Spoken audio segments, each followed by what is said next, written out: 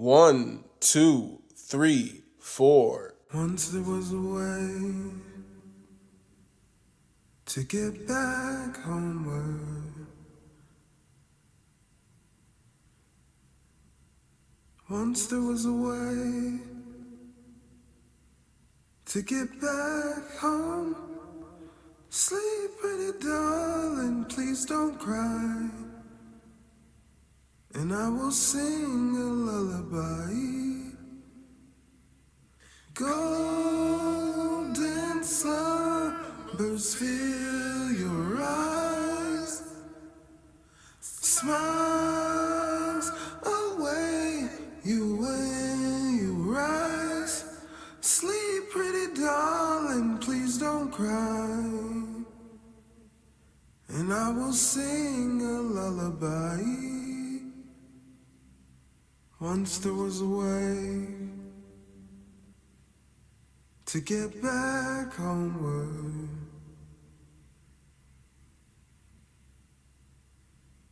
Once there was a way to get back home. Sleep, pretty darling, please don't cry. And I will sing a lullaby. What up, y'all? Babylon 5 Podcast, episode 13. It's your boy Jermaine Babbles. How you doing? How's your week been? Yeah? Good? Me? Pretty chill. Same old work. Now I'm back here with you boys and gals, with you ladies and you gentlemen. I'm back. I hope all has been well. All's been well on my side. It's Babylon 5 Podcast. If you want to follow the podcast on Twitter, it's at Babylon 5 Pod. If you want to follow my personal Twitter, where I do most of my tweeting, ladies and gentlemen, most of my tweeting is from My Name's Jermaine. It's at My Name's Jermaine.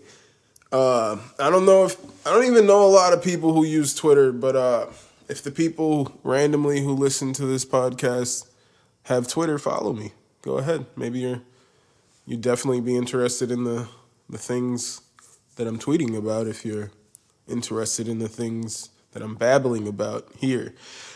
If you gotta email your boy for whatever reason, email your boy at babylon5podcast@gmail.com. You can follow the podcast. Thank you all to the new followers. Should have wrote down your names or something, but shout out to you guys. Thank you for following the podcast. You can follow, subscribe to the podcast, listen to it at babylon5.podbean.com. You can listen to it on Stitcher, Spotify, Apple Podcast, and pretty much anywhere that podcasts are available. It's pretty much where you can listen to it. Wherever you're listening to it right now. Wherever you usually listen to things, search for the podcast. We're probably there, most likely. And you'll be like, oh, they're there too.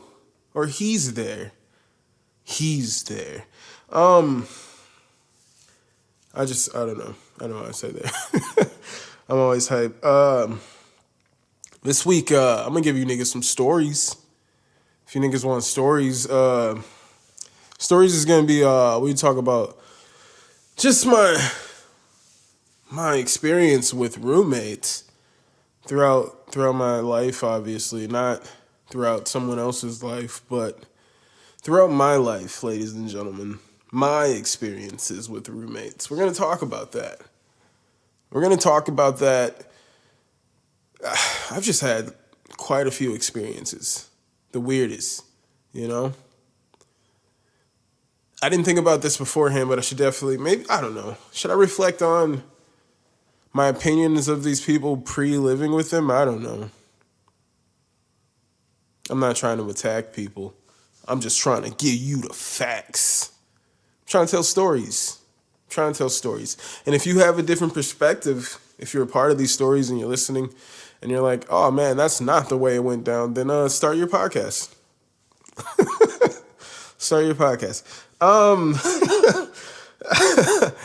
You know what I saw in the news before we get to the stories? I'm a babble. My nigga Carmelo. Carmelo got signed to the Blazers. Shout out to your boy Carmelo. It was a super low-key contract, super humble contract. I'm with it. It's non-guaranteed. And it's all the more incentive for him to go out there and ball, bruh. Like, if they have him come off the bench, I think which would be the perfect role, have him as a sixth man, be that spark off the bench. You need that player. You guys, if you're a basketball fan, if you're a Jermaine Event fan, no, when back in the day, I was a real big fan of that young Oklahoma City core. Back the young Kevin Durant, young Russell Westbrook, and off the bench, young James Harden. James Harden was a beast off the bench. I mean, look at him now. He'll put up 50 easily, you know? So he was, imagine with your team, Kevin Durant, Russell Westbrook, and then coming off the bench is James Harden. I had them faux hawk or whatever, just like James Harden. But I was too young to grow a beard, ladies and gentlemen. I couldn't grow facial hair like this, like I have now. I couldn't grow a beard until I was like maybe 24, 23, 24.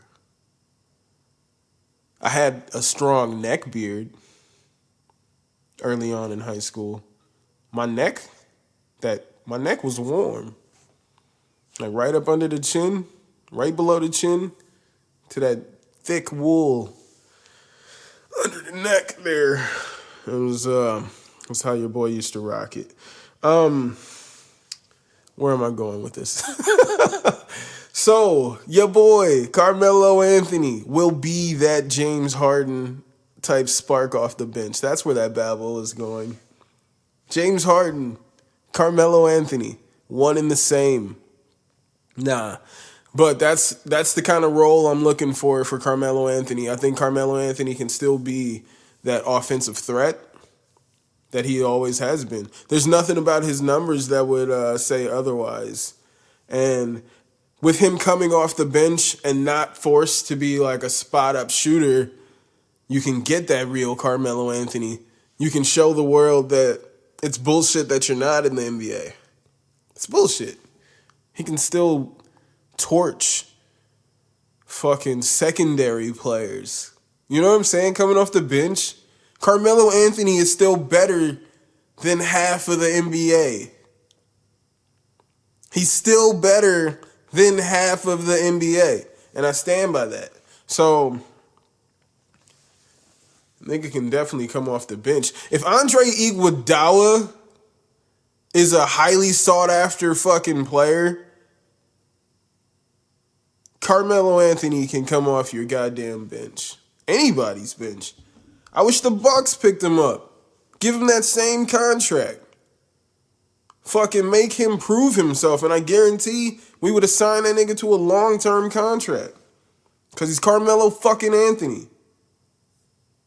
We would have been blowing people out. Fucking, I saw the Clippers last night put up 150 points.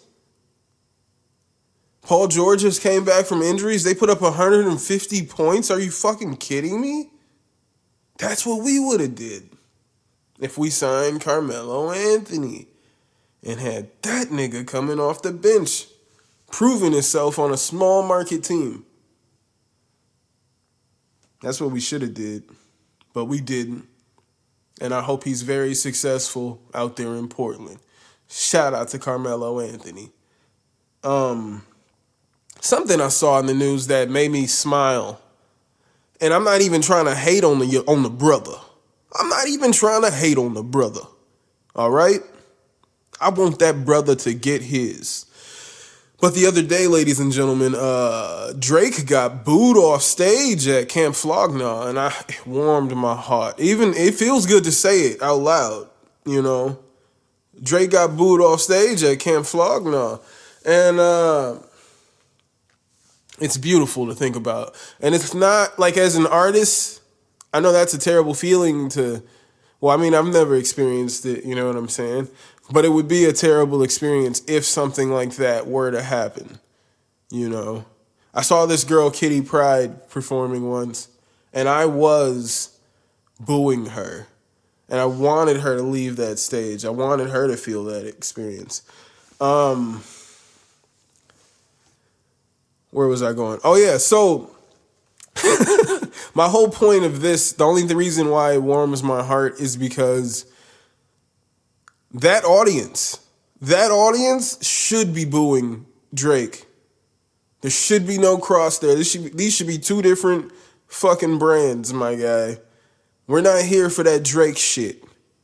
We're here for some weird Earl Sweatshirt, fucking Doris. We need fucking the last fucking whatever Tyler album. I can't remember what it's called at this moment. But we need weird shit, nigga. I need scumfuck. I need scumfuck flower boy shit. You know what I'm saying? That's what I need. I don't need that Drake shit if I'm at Camp Flog. Nah. It's not what I want.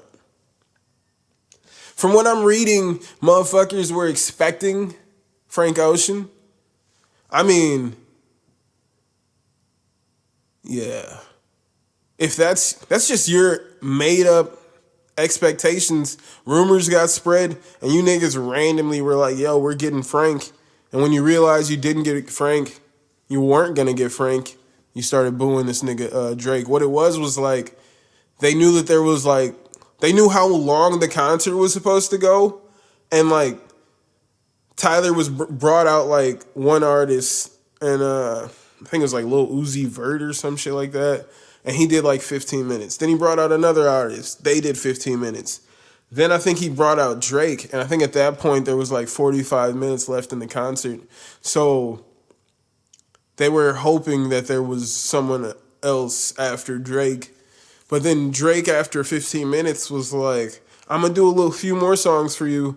And then, like, it started becoming clear to them that, like, that was it.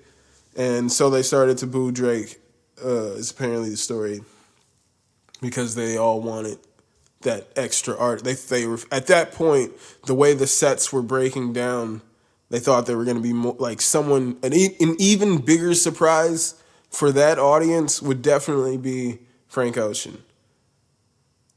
That would, for me, be a bigger surprise than fucking Drake. So they booed his ass, and they should boo his ass, because that audience is not here for that Drake shit. We here for that weird shit, nigga. We came here for that weird shit, nigga. Alright, fuck that nigga. No, shout out to Drake. Get your money, Jimmy. I ain't gonna front like I didn't watch Degrassi weekly. Weekly, my nigga. I watched Degrassi when it was new. Alright? I watched Degrassi. Niggas ain't gonna tell me nothing. I remember when Drake first came out, I was trying to tell niggas, like, yo, homeboy from Degrassi got bars. Niggas didn't want to listen to him. I played him Ransom. I'm like, listen to this shit. That was when because I had some niggas play me some old songs, when Lil Wayne was on top of the world, and some of these songs had Drake on them, and I didn't really pay attention to the other guy on the. There would always be random guys on songs with Lil Wayne, and I didn't always pay attention to the other guy. But then one day that line, I'm the same yellow boy that used to play up on Degrassi, caught me. And I was like, who the fuck is that? I was like, no way. That's not Jimmy. Jimmy ain't got bars. I looked at him, I was like, Jimmy got bars. I seen all the shit he had with Trey Songz. I was like, yo, Jimmy got bars. Let's call him nigga Jimmy. Anywho. But at this point in life, at this point in the function, he needs to get booed by that audience. And if I was there, I would have happily booed that nigga. Warms my heart. Warms my heart, ladies and gentlemen. Boo this man. Boo this man. You UFC babble. There was a card yesterday. I was rooting for the Bear Jew, Paul Craig. His fight with Mauricio Shogun Rua ended in a draw. I don't know. It was like overall pretty much boring card. I mean, there was some interesting fights, I guess. I was pretty bored throughout the whole card. I was playing 2K throughout also. But I think early on there was some fights that were pretty good. The first fight, Tracy Cortez's fight, was pretty good. Otherwise, it's pretty boring main event. Jacare. When I watched Jacare fight, it looks like he's moving in slow motion. And then the fight was super boring, and I was like, yeah, this is what I expected. And yeah, so I don't know. There's no UFC for like 2 weeks, and that's cool. That's cool. Because it's like every week. And I'm exhausted. But niggas is finna go see that shit live. Because I'm hype. Yeah, I'm hype. Colin Kaepernick, that nigga. I'm just babbling. Colin Kaepernick did a workout for NFL teams. They were saying like, so from what I gathered, the whole reason why he would do such a weird, like, combine style workout for teams, because it's not like he's coming out of college. You know what I'm saying? He's not some fucking dude coming out of college. He's a free agent who can sign with anybody. He can meet with any team and work out for that team. So why did they do like a media whole thing like combine? Why did they do that? Because they had to, from my understanding, which makes sense. Like when the Broncos talked to Colin Kaepernick, they didn't sign him, obviously. But it was pretty much like negative press on both sides on why the deal wasn't done. And it was like all this like negative media, you know. And basically the only way teams could meet or even like evaluate Colin Kaepernick without it seeming weird would be as if the NFL sanctioned an open workout just to like a combine for this one player. So it's not like, hey, the Jets met with Colin Kaepernick and then they didn't get a deal, and now somebody just printed a random story. It doesn't matter if it's true or false, but they're claiming that they didn't sign Kaepernick because Kaepernick wouldn't say if he wouldn't like kneel or yada, yada, yada. It's like there'll be all these aspects that all these stories will pop out if you're just connected to it in that way. But to go to this NFL sanctioned combine just for this player makes it safer for those teams to actually evaluate. So there's a chance he may actually get signed. I think he should go to the Patriots or either the Patriots or Kansas. Because I think Mahomes is injured. And I think he could fit in pretty well right there. Sign like a 1 or 2 year deal. Somewhere easy. Get your ring, bruh. Get your ring, bruh. Wouldn't that be beautiful if Colin Kaepernick came out of nowhere and got a ring? Got a ring on him. That'd be beautiful. That'd be beautiful. On the NFL topic. So the guys around the water cooler at work the other day, around the metaphorical water cooler, we're all talking about this fucking brawl that happened in this football game. Everybody was being real dramatic about it. As I've told you guys, I don't watch football. So like, after work, I looked it up and I looked up the video of this brawl. And even as I'm leaving work, I look at my phone and it's all these articles about this fight. So I'm like, I'm guess maybe that's why that set everybody in a frenzy. Everybody's getting notifications about this. Like I don't look at my phone when I'm working, and yeah, I guess everybody was getting all these notifications for this brawl. Niggas is getting suspended. This nigga Myles Garrett got suspended indefinitely, and a few other players. I didn't even know who these people were. Like,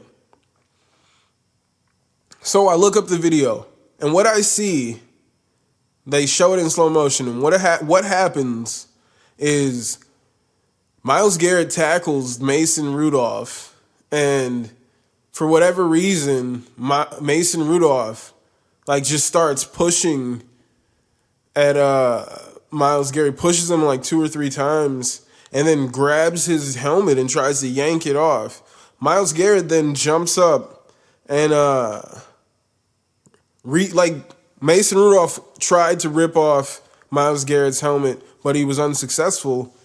Myles Garrett pops up, reaches in and rips off his helmet. He's successful in the retaliation of what just happened to him. And one of the Steelers players is like pushing him back, holding him with one hand, and Mason Rudolph is just like sprinting at this man and like just escalating the situation. And like with his one free hand that just happens to be holding Mason Rudolph's helmet, he swings at him as this man's charging at him, and the other dude's like holding him. And then he gets Myles Garrett gets tackled to the ground and they're holding him on the ground, kicking him in the head. It's fucking wild. And that dude, for whatever reason. So I'm listening to the commentary, and while I'm watching Mason Rudolph like push him like 2 or 3 times, I'm like the commentary is silent. And then he grabs the helmet and tries to yank it off. I'm like, whoa, what the fuck? They don't say anything. Myles Garrett jumps up, grabs his helmet, and instantly they're like, this is the worst thing I've ever seen. This is the worst behavior I've ever seen. They speak up instantly. Once he grabs his helmet, they start saying how disgusting his behavior is. And I'm like, I just watched him do the exact same thing, and nobody cared. Nobody said anything until Myles Garrett. And it was like, it's the common thing, man. People they only see the retaliation. They don't see the aggressor. They don't see who started it. They only see the retaliation. That's a fact of life. I'm a victim of that my whole life. That's a fact, ladies and gentlemen. They only see the retaliation. And even though it's right there in the replays, they don't even care. They're only looking for what Myles Garrett did. Even though right here in front of them in this replay is Mason Rudolph trying to rip off this man's helmet. He's trying to rip off his helmet right there in the replay. And you're saying nothing about it. Not even a mention. Mason Rudolph he got no suspension. Myles Garrett is suspended indefinitely. It's fucking weird. It's just fucking weird. It's part of the reason why I don't really care to watch that fucking sport anymore. Or most of those fucking team sports. Like, if we, like the Brewers, let's talk about the pitcher that was saying all that racist and homophobic shit. Like, and y'all was like, whatever, man, we're winning. Like, cause niggas was about to be in the playoffs, and they was like, did they go to they were about to go to the World Series or some shit. I don't know, something happened. And niggas was just like mad at me for constantly bringing it up every day. I'm like, nah, man, this is the guy you guys are cheering. This is the guy who, like, after it happened, the Brewers, like, fans gave this guy a standing ovation, like, his first game back. And you guys are just like, nah, man, stop talking about it. Stop talking about it. Like, it's just all gross to me. And when I watch combat sports, and if someone is that way, I'm able to, like at any moment, I can watch someone beat the fuck out of that guy. If they are douchebags. Douchebags usually get handled. You definitely don't give people like that standing ovations. you don't just sweep it under the rug because we could go to the World Series. You don't do things like that. Fuck the NFL. Fuck the MLB. It's too many niggas in the NBA for me to say fuck the NBA, so I'm rocking with it. It's a lot of niggas. Can you have a football team without niggas? Without black people? African Americans, not niggas. When I say niggas, ladies and gentlemen, I mean it's more like dude.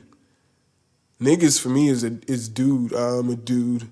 He's a dude. She's a nigga. Cause we all niggas. Hey. And can you have a football team without black people? I guess. You can. They trying to keep niggas off quarterback. All you ever hear when a black quarterback comes is like, well, he can't play like that forever. He can't play like that for long. I think they should get a more traditional quarterback. They should get a white quarterback. That's why I champion so hard for black quarterbacks.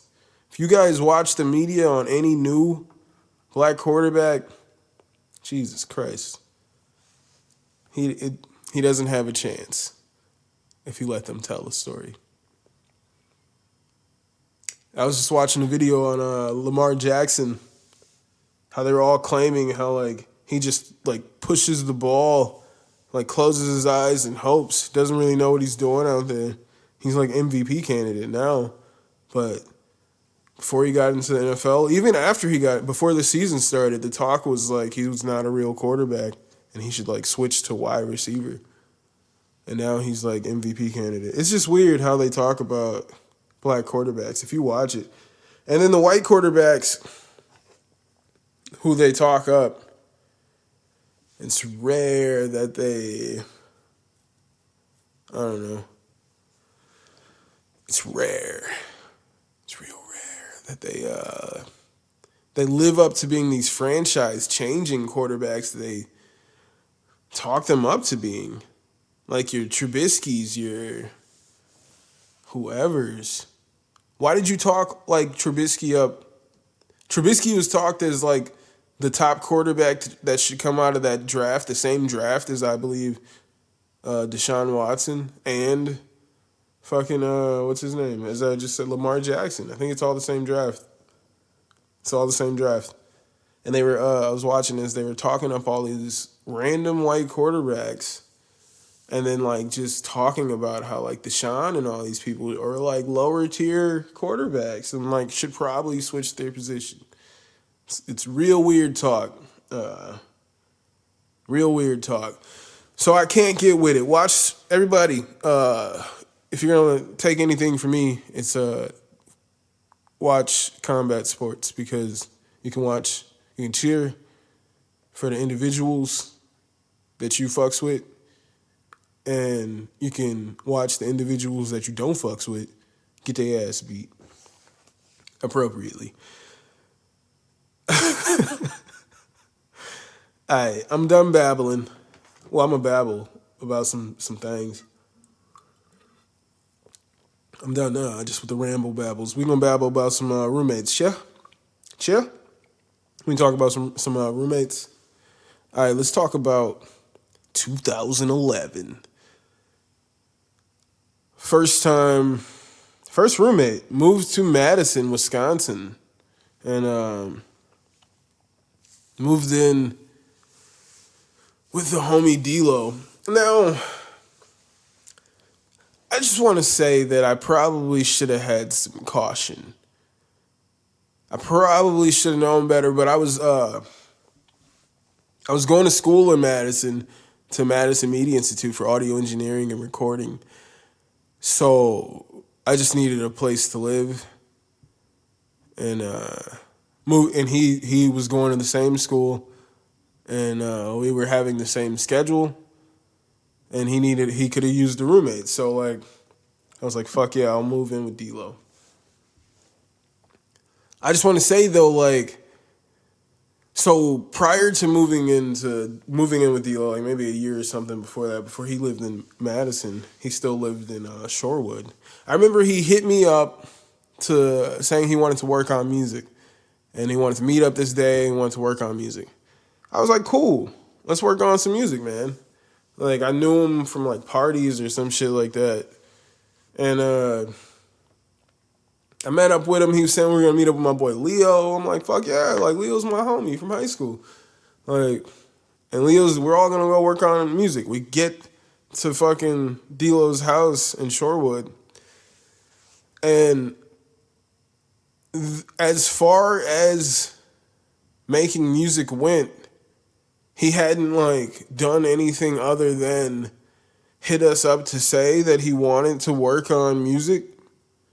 He had no beats or anything to write to. He just like had the idea that we should work on an album, and we should meet up that day at his house. And there we are, and it was like, well, that's the plan. That should have gave me a little cause for concern, but I was going to school in Madison, so I was like, fuck it. Let me just move in with D-Lo real quick. Like, he's cool. I know him. First day, move in with D-Lo. I remember there's some random girl there. And as I'm told, this is like his girlfriend, you know? I'm told this is his girlfriend. So when I moved to Madison, like, my semester hadn't started yet. It wasn't going to start for a couple weeks, or maybe like 3 weeks. But I moved up there. I transferred my job. It had a location. I was working at Pick and Save at the time, and I just transferred to a store up in Madison. And so I was just going to start working there, and like 3 weeks before my semester started. But the way Madison Media Institute worked, like, there was like no real breaks from the semesters, like maybe a week or two in between. So he was still in school when I showed up. So like his semester was going on. So eventually he had to leave. And what I was told, ladies and gentlemen, I'm telling stories. These is facts. And I'm just telling y'all the facts. And this young lady, Siobhan, what she tells me is that she's not his girlfriend. They met up on a dating site, and he picked her up like a few days ago. And I guess either she didn't have a job. I think she didn't have a job.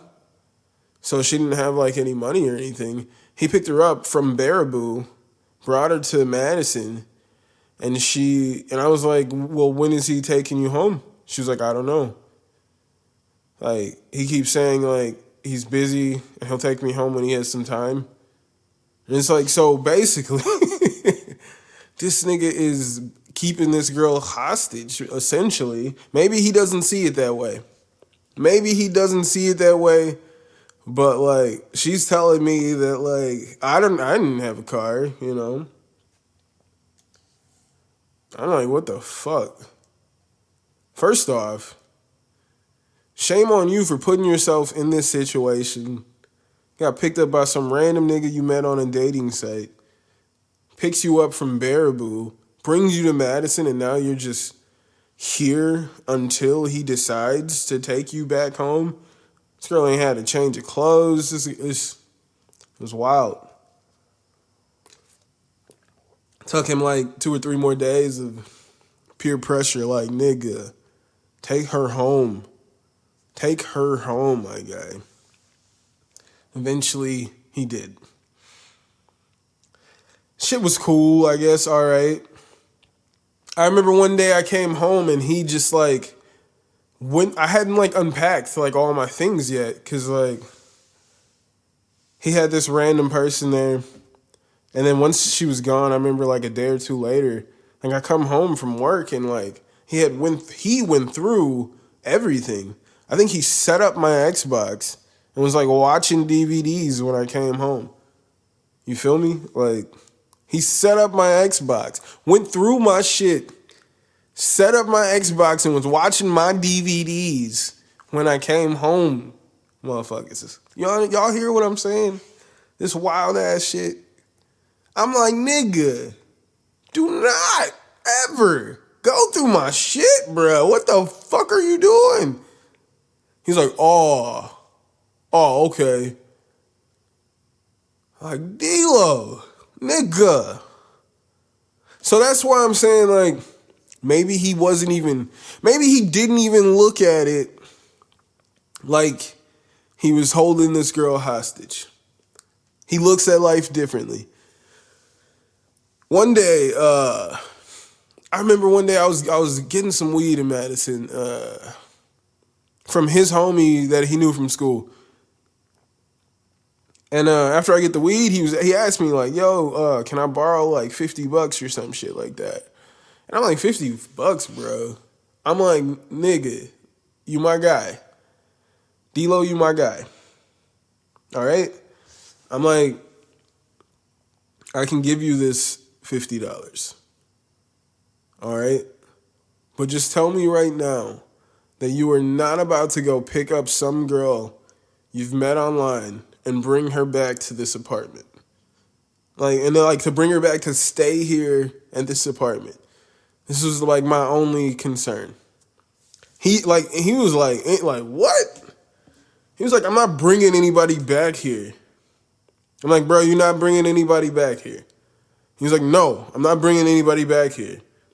He was like, I have to go, like, I don't know what the fuck he said he was doing. I hadn't been made aware yet. I would soon, pretty much right here is when it was decided for me, when I figured it out that D-Lo is a pathological liar, all right? When D-Lo says one thing to you, you need to make sure that you ask a few questions and get the full story. Because he's going to tell you something that might be a little bit of the truth. Might be some truth hidden in there somewhere. But for the most part, he told you something like if he has a plan or a plot in his head, he's telling you the end of that plot without giving you any information on how to get there.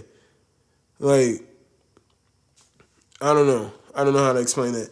So I throw him the cash. I didn't have to work. It was the weekend. Niggas is smoking. Niggas is playing Skyrim. Niggas is chilling. You know what I'm saying? Niggas is playing Skyrim. Niggas is chilling. And I'm like staying up late. A nigga probably would have been asleep by then. But it's like maybe like 2, 3 o'clock in the morning. And I hear this voice. Just a drunk girl. I just hear a drunk girl. And then the keys come into the apartment door, and I'm like, nah, this nigga didn't. Nah. And here comes D-Lo. And what, I could be wrong. I could be remembering this wrong. All right? I'm giving D-Lo the benefit of the doubt. But I'm pretty sure this was like a 17-year-old girl. Or maybe he was dating her when she was 17, and I just like always remembered her as a 17-year-old girl. But I know she wasn't old enough to be drinking, and she came in holding a bottle of E&J, and then it was like a 175 of E&J, and she just like finishes it, and it just like stumbles into the apartment. I'm like, what the fuck, man? What the fuck, man? It's some creepo shit. You the homie, but that was some creepo shit. Nah, but I mean, that was like his girlfriend, his like on, off again girlfriend. But he like brought her there, right? After I was like, bruh, I throw you this cash, just don't bring somebody here. like random to like just come stay here for a while. He's like, I won't do that. He brings this girl here that was like his ex-girlfriend. And like now that they're here, he's like, well, yeah, she just got kicked out of her place. And he's like, I told her she could just live here until she gets like back on her feet. I'm like, nigga, that is 100% not happening, my guy. Like, no, bro. And it was this is just like maybe like a week of her. She was only there for like a week because like I just wasn't having it, bro. Just a week of her just getting like this child. He's just like buying, I think she was like 18 at the time, but he's just buying her like, he's just buying her alcohol nonstop. And she's just getting shit-faced the whole time and just like beating him up and like just screaming at him all the time. And I'm just like, bro, you gotta, like, this can't go on, bro. Like, she can't live here anymore, bro. Like, And I remember I said to this man, like, I was like, bro, between me and you, bro, I don't feel safe with her being here, bro. She needs to leave, bro. She's getting too wild. I need her out of here, bro. Like, I was like, and then like she's like assaulting him. And she's like throwing shit. There's just like always like a fight, commotion going on in that room. And like, I don't know what's going on when I'm not there. But I'm like, yo, I don't feel safe being here. All my shit's gonna get destroyed by this drunk little girl here. And I don't want any parts of it.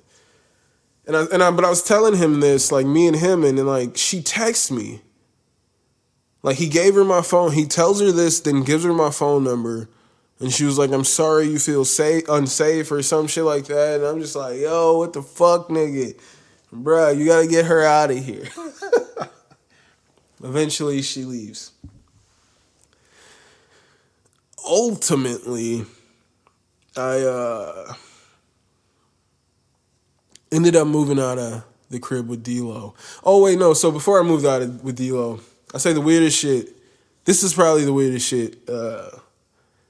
D-Lo's mom, I think grandma, aunts, great aunts, hella like older like African ladies.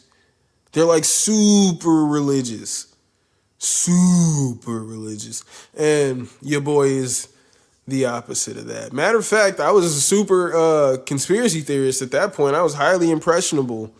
Started listening to Alex Jones. If anything, I was leading more toward the Satanist side of things when they came that day. And and when they came that day and they like forced me to get in on their prayer circle, my nigga. You feel me? They forced me in on a prayer circle. Are you kidding me? I remember these niggas was praying and I threw up like devil horns. You know, that rock sign is the sign of the beast as they were praying because it just made me feel better. Don't force me into your prayer circle. Are you out of your mind? This is debauchery. And I would say that's the weirdest thing just because his whole family just like showed up and was like, it's time to pray. It's time. They just did a whole like church service. It was like an hour of like, I'm sitting here chilling on my day off.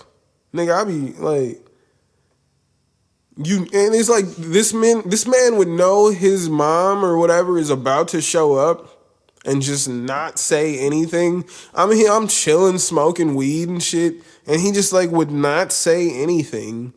And these people just walk in. It's like, bro, tell me, like, let me know. Like, I'm not gonna just sit here and smoke weed if I know your mom and dad are coming. Like, what the fuck, bro? I'm not trying to be that guy. Like, so, ultimately, moved out of there. All right? Ultimately, I moved out of there. Rapper Bull, Larry Bull, he lived in the studio down the street with Moses and with Eric and Garrett. Now, so like, because like I'm through Moses and all that, like I met Eric and Garrett, and me and those guys were super cool. So like when Bull moved out, he moved back to Milwaukee. Like it was like I was like first dibs to move into the new crib on Doty, which I would say was much more interesting times. Much more interesting times. I'd say that's when most of the debauchery went down. Most of the debauchery. What was I? When I talked about detox, that was definitely living on Doty. So I'd say some cool things about living on Doty. So ultimately, we lived with it was me, Mo, Eric, Garrett, Landon, Kat, Tiff, and Glenn, all living under one roof. If you guys remember that apology to Glenn, this is that crib. So when I lived on Doty, that's where the studio was. If you guys listened, if you've ever listened, if you've been a fan of Jermaine Event this whole time, and you've heard Higher Education Lesson 2, it's 18 songs. I'm on 9 of them. The album was recorded in my house. Like if you listen to Diamato's album Counterfeit Paradise, you wouldn't know it. I know it, but like my voice is all through that joint. I'm on Jungle Love. I was like, now shut up. Now we gonna smooth it out for you. I be like, it's just like niggas recorded their albums and shit there, and niggas is randomly grooving. You know what I'm saying? So that shit was cool. I met some dope ass artists living there. You know what I'm saying? But like I say, like when I listen to that album, I go back and listen to that album. It's like I can hear the songs that I didn't want to be there. Like when I'm like, yeah, I came home from work that day. Niggas was like, oh, come on, get on this song. And it's like, nah, y'all should just do the song without me. They're like, nah, get on the song. And I just be like, just to be left alone, I just like vomit out a bullshit ass 16. And I can hear it. I hear it when I listen back to some of those songs. But like, we did shit like Doty, which was a fire ass song. Bed and Breakfast, cool experience. Did the State Fair song. And I'd say that was a pretty dope experience. There was a guy who commented on the State Fair song saying that he grew up in northern Wisconsin. And when he was younger, they wouldn't play Will Smith because it was too urban. They wouldn't play Will Smith on the radio. And it really like meant a lot to him to see two black people representing the Wisconsin State Fair, which I felt like that was the coolest thing. If I took anything out of that corny song, it would be that guy's thinking it was cool. So that aspect was cool. Me and Eric and Garrett were homies right away. And when I moved in, we had the plans. I think even before I moved in, our plan was to start a trio. It was called Boy Band.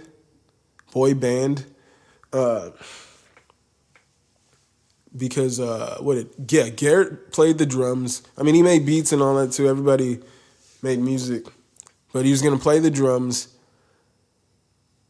Eric was gonna like use his controller, make some like synthy shit, and I was gonna do vocals, rapping and singing.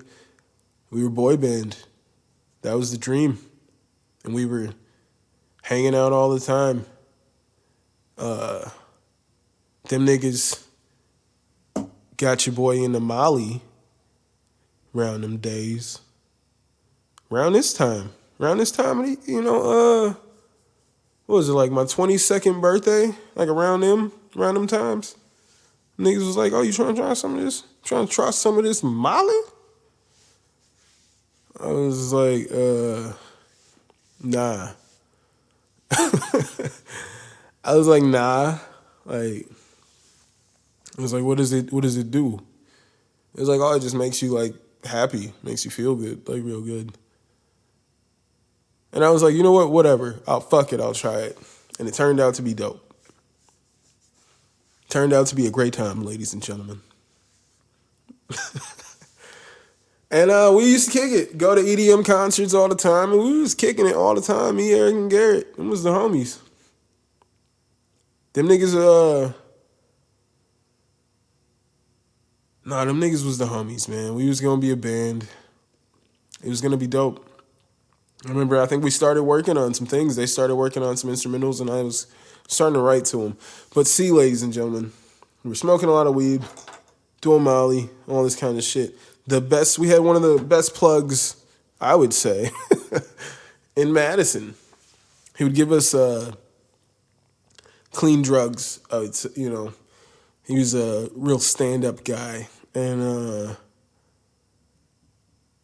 for whatever reason, he was dating a 17-year-old stripper. He was dating this 17-year-old stripper, Taylor. And yeah, he was dating her. And I just wasn't, I wasn't the biggest fan of this girl. She would openly try to manufacture situations with pretty much like all the dudes, like in front of her boyfriend, where she would like come hang out with him or be alone with him. Like right away, I'm just like, nah. Like that shit's not cool for a number of reasons. There's no reasons to. And so I was just pretty disgusted. It's just like, this is a 17-year-old stripper. I'm not even joking. This is a 17-year-old girl who strips. Well, I mean, at the time, she's not 17 anymore. She's an adult at this point. But at the time that I met her, she was stripping and 17 years old. She had just like, at that point, decided to go back. She had dropped out of high school because she was like a 16-year-old stripper, making too much money. She didn't need to live with her parents. So she just like moved out, was a 16-year-old stripper, made hella cash in like a matter of like 3 months, and was just kicking it at that point. And then eventually, with her 3 months of stripper money, met the plug, my boy, and ultimately they started dating. He's the plug. She's got her 3 months of stripper money, and yeah, and we all met. So one day, I remember seeing on Facebook that the homie and the 17-year-old stripper had broke up on Facebook. I saw this, and I was like, damn, that sucks. That sucks, whatever. But I come home from work, and who's at my house, ladies and gentlemen? 17-year-old stripper is at my house with like a drum machine or some shit. Like, no, it was a MIDI keyboard. She had a MIDI keyboard, and she's like, oh, I want you guys to teach me how to play music. And I'm just like, no, I'm tired. And I just like go to my room. I don't even want to interact with this girl, I don't want her in my apartment, but I guess Eric and Garrett didn't feel the same way that I did, and they eventually like left and went to the bar that the 17-year-old stripper. It was some bar, like not in Madison, in some random town that like they were cool with her coming in there and getting fucked up. The 17-year-old stripper. They knew she was 17. They were cool with her coming in and doing whatever. So they went there, and I guess by the end of the night, she was dating Garrett, if you will. Before we knew it, us, the roommates, this 17-year-old stripper is living in our apartment. Nobody even told us this was happening. It's just like she lives here now.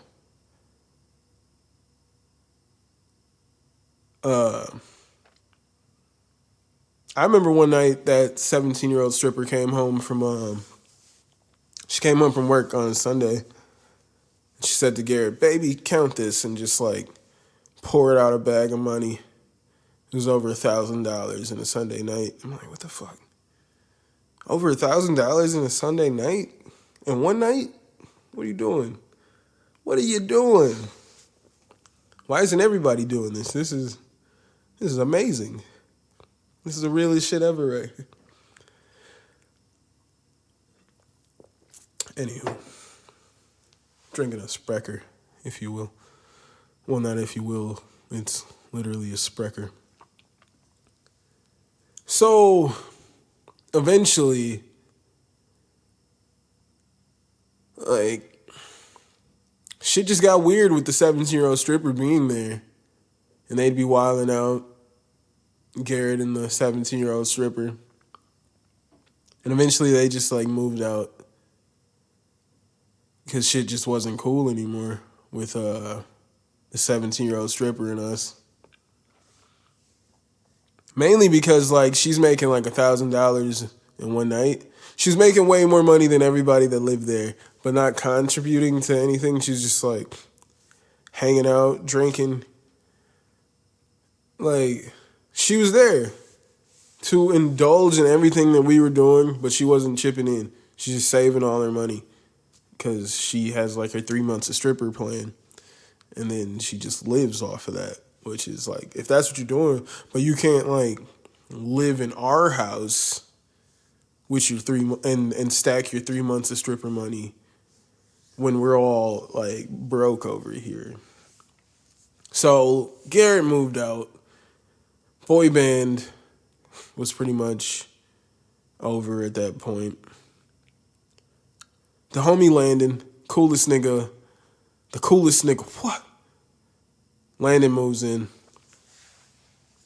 Yeah, that led to more going out to like bars and drinking and things like that. Landon was the homie. He I don't know. It was like Landon moved in and he like instantly knew like half the city. He knew like half the city like upon moving there. He was the coolest dude in the city upon moving there. So then, yeah, Landon lived there. Then eventually Glenn was allowed to sleep there for a little bit until he could get back on his feet. See, that's just like, I don't know where that whole reoccurring theme, I don't know why people be doing that, get back on your feet situation. But Glenn got awarded the get back on your feet pass for a little bit, and he took advantage of that. He was a habitual line stepper, and yeah, Glenn was there. Then eventually Kat moved in. Then eventually Tiff moved in, which I would say was, when Kat moved in was pretty dope because before I lived with Kat for that brief moment, I would mainly make like eggs or I still make a lot of eggs and frozen pizzas. I'll still break that out. But she showed me like how easy it was to make like delicious food. I remember she whipped up some, it was like shrimp tacos and then she made this like pineapple salsa. Like, it was just like super quick and easy, you know? And I just like, I think before I lived with her, I saw it as like a daunting task to make like restaurant quality, whatever the fuck that means. It's not real. But to make something delicious. And now I make bomb-ass food all the time. When I feel like it, nigga. When I feel like it. So like, yeah, I make bomb-ass food. Even when I think it fails. When I'm like, oh man, I probably shouldn't have did that. I probably added the wrong blah, blah, blah, blah, blah. And then it still turns out delicious. Because that's how a real nigga do it. Yeah. And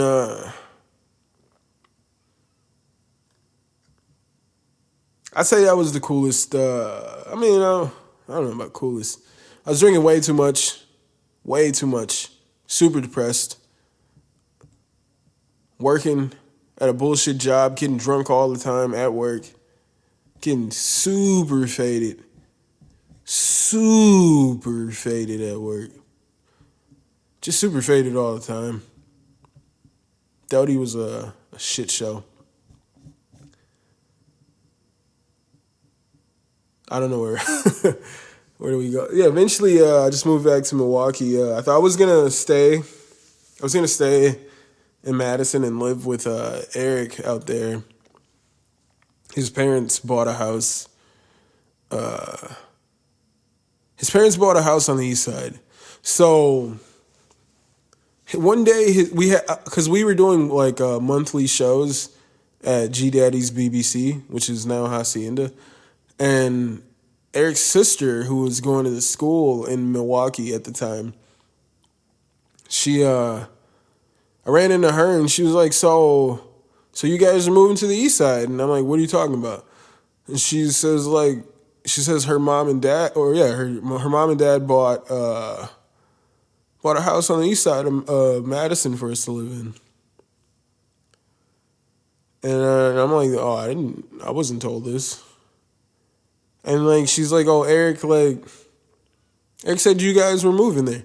So I'm like, man, I didn't even know what the situation was. Like, it wasn't told to me till not until like a few weeks before we were moving out.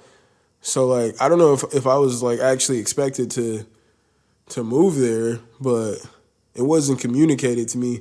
So I moved back to Milwaukee ultimately.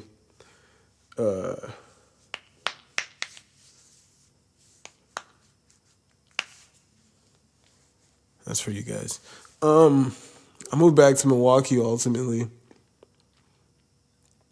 Yada, yada, yada. Moved to Brady Street. Moved to Brady Street. Roommates, Andrea, Josh, Brady Street. And it's cool times. I remember we moved on Brady Street, did the typical roommate thing, going out and drinking. And it got old for me right away. Got expensive for me right away. So I wasn't into it. Josh felt like, I don't know, Josh was just into it. He's just like, as long as Andrea's coming, like, he'll drink. And I started to just stay home. Then eventually, like soon after that, eventually Andrea would start to like just not go out every night because like, who the fuck's trying to go out and drink every single night? Like, no breaks? So then it was like, at that point, like, me and Andrea would be like just kicking it at home, just like smoking, watching Netflix or some shit. Cause shout out to the homie Rashid. He went to go teach English in Thailand and gave me his TV.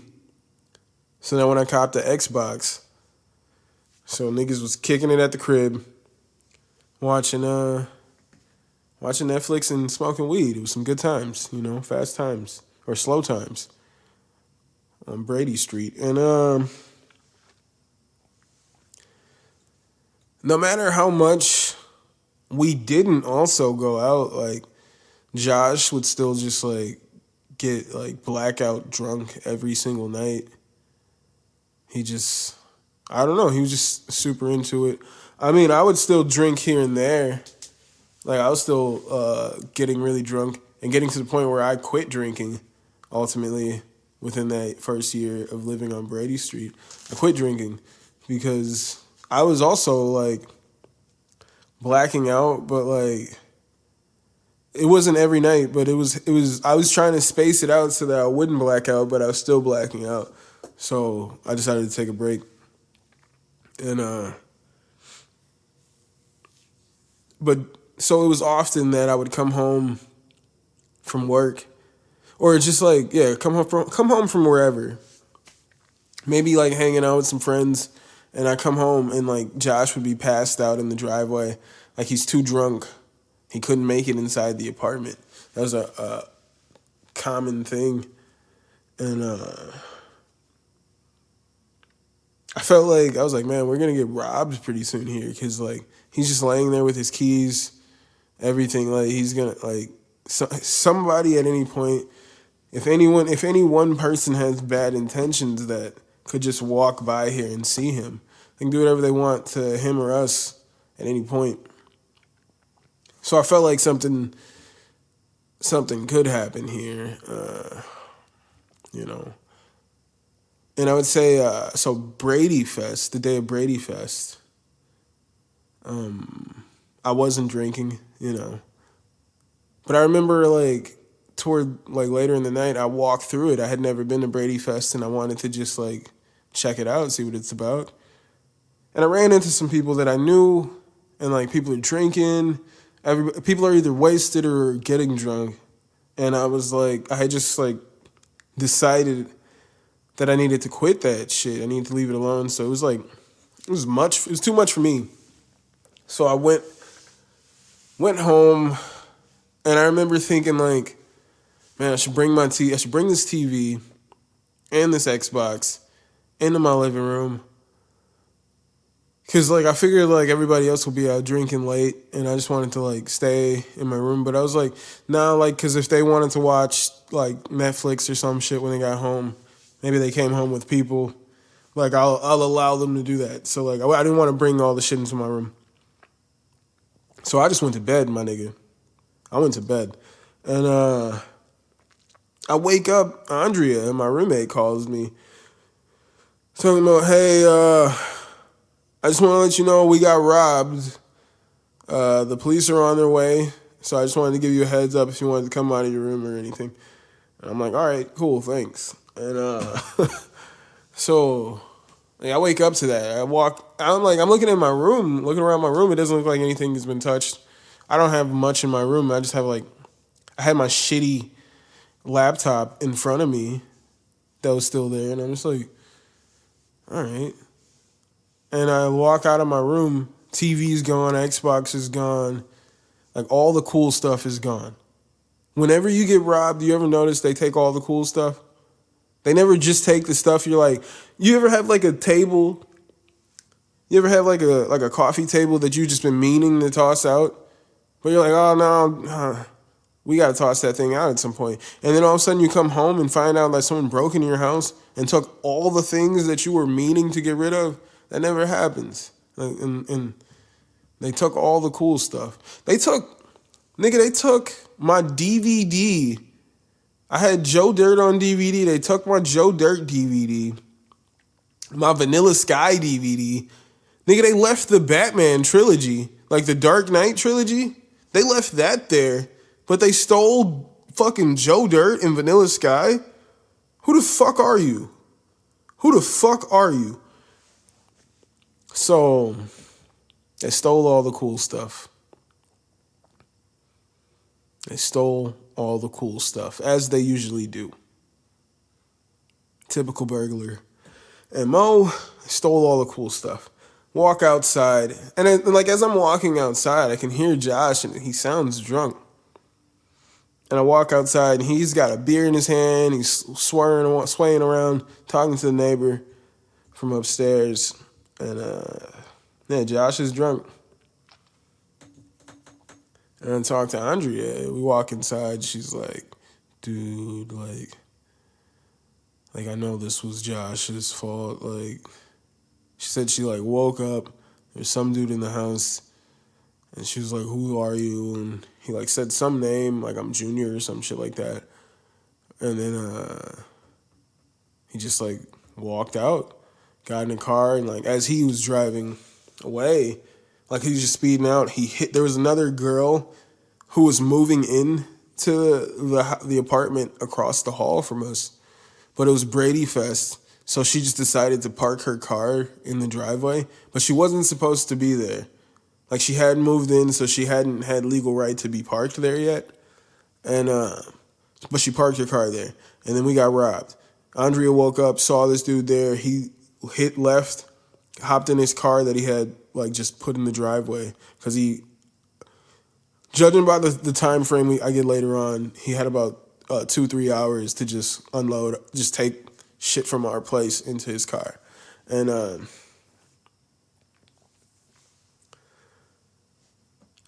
so as he's speeding out, he fucks up the whole like side of this girl's car, fucks it up. So yeah, that's what Andrea tells me. Cop comes, he's talking to Josh outside. I slept through the whole thing apparently. Just slept in my room. I'm curious if the person came into my room and saw me and was like, nah, I don't want to wake this nigga up. But so apparently from what I hear Josh talking to the cop. So I just like stand in the hallway. And he says that like around like 3:30, he goes to Walgreens to get a pizza. And he says, this is what this nigga Josh says to the police. He's like, well, I was walking down the street and this guy came up to me, I guess to befriend me. And we're just talking. And eventually we're walking and talking and we got back to the apartment. And when we got back to the apartment, he asked if he could use the bathroom. And I didn't see a problem with that. So, like, I let him use the bathroom. And I went and sat on the couch. And then when he came out of the bathroom, he came and laid on our futon. And I figured, well, if he's just going to go pass out, then it's cool if I pass out. So I just went to bed. This is what I'm hearing. So he just went to bed because this random stranger that he had just met wanted to use the bathroom and came and laid down on the futon. And he said, oh, well, I figured since he was going to bed, I'll just go to bed. I just want to say that, like, there had been another time where I woke up to go to work, living there on Brady with him, and there was, like, some random dude on the couch, and I was like, who the fuck is this guy? But I figured, like, maybe Josh and Andrea know this guy. Like, obviously they have friends that I don't know. And when I get back home, like, later on, like, I see Andrea. I was like, hey, who's that dude? And she was like, I don't know, man. Like, Josh, like, was at the bar across the street and was talking to that dude. Brought him, like, we're talking about making music. He brought him back to hear Josh's beats and, like, passed out on the couch. And Josh just said, like, he feels weird asking him to leave. So he just let this random fucking stranger sleep in our house that he just met at the bar and just happened to pass out on the couch. He just felt weird asking him to leave. So now we're talking to Josh. The cops are gone. Well, the cop is there. He hears that story. He looks at Andrea's car. Andrea's car is kind of beat up at the time. And he says that he doesn't believe that we were robbed. He believes that Andrea came home drunk and then smashed her car up against the side of this other girl's car and, like, was just embarrassed about it. So then she made up a story that we got robbed just because she was embarrassed and then called the cops. And she's saying no robbery happened. And that she just believes that Andrea smashed her car up against the neighbors and made up a story to cover it up. So he leaves. He's worthless. He says if we see the guy who robbed us, give him a call. So, and we're saying to Josh, because cops are gone, Josh is drinking another beer. We're like, yo, man, you really need to, like, take this as a sign and stop drinking. And he's just, like, shocked about it. Like, what are you talking about?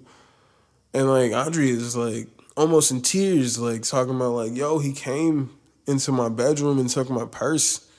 Like I could have got raped. And he's like, yeah. Josh is like, yeah, I know. Like, they took my laptop, and there's all kinds of songs on there that I will never get back. And, like, I just can't even, like, at that point, like, I'm, like, lost for words. I don't even, like, it was like maybe I had some shit to say, but if that's how you respond to that, at that point, I was like, whoa, man, there's no real getting through to this guy. He sees the world differently. If that's your response to your ex-girlfriend at the time, I guess, saying, like pointing out to you, like, hey, man, your actions caused this, and it could have been a lot worse, and you're like, yeah, there's a lot of songs that I made that I'll never get back. That's interesting. And then that escalated because I remember Andrea was having her friends were throwing her going away party that night. And she says to Josh, like, you should probably not go to the party. And it's not even like, hey, man, don't come to my party. It's just like, you just got us robbed because you're acting like a clown. And maybe you shouldn't come to a place where this person's friends are, where everybody knows that you shouldn't come to this party where everybody knows you just did this clown shit, like, for your benefit.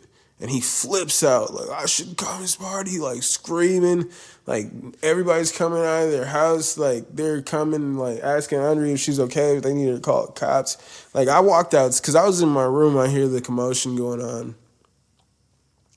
I just hear screaming, and I leave and go outside, and he's, like, just screaming in her face. Like, all these people are coming out. Like, it was this whole big scene, and he went to the party. He went to the party that night. I was there for a little bit, but I was just, like, so annoyed that we had just been robbed. We had just been robbed. I went to the party for a little bit. Andrea's going away. She's moving out of town. This nigga just got us robbed, and he just, like, is still just getting faded the whole time. Like, still hanging out like it ain't no thing. I mean, I guess it probably wasn't for him. It was my understanding that his dad bought him a new laptop, like, the next day, new iPhone the next day. If anything, he came out on top. He got upgrades. You know? But yeah, I was only there I could only be there for a little bit because nothing seemed to bother him. He just partied. And everybody was fully aware. He should have been aware that everybody was fully aware of the situation. But he was just partying and having a good time. It's pretty weird. I don't understand it now thinking back on it. I understand it even less than I did in the moment.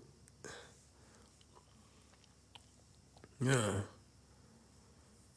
And then I ended up living there for maybe another year and a half with him because at that point, like, I quit drinking, but for somehow I think, yeah, like, people, I think between our friend group at that point, I think more people were thinking that I was more of the issue drinking. They just assumed I was just because I used to get super shit-faced back in the day.